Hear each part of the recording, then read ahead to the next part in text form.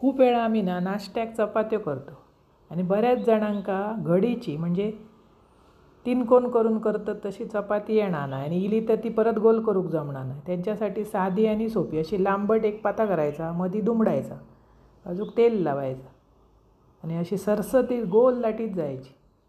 एकदम टम्मकन फुगतं आणि चपाती कशी पातळ होई, जाड अजिबात असता नाही आणि ते अलटून पलटून भाजलास अशी टम्म फुगतं.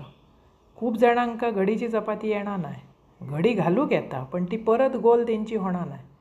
मग त्यांका नवीन कोण शिकणारी असत ती सरसकट सगळ्यांक येतात, पण नवीन कोण शिकणारी असतात त्यांका चपाती जमणार नाही. त्यांच्यासाठी साधी आणि सोपी पद्धत आणि ही कोऱ्याच्या बरोबर एकदम भारी लागतं. अशी लाती लाटायची, मध्ये दुमडायची, तेल लावायचा, पीठ लावायचं, म्हणजे आकार गोलच असता ना, तो फिरोक बरो पडतं.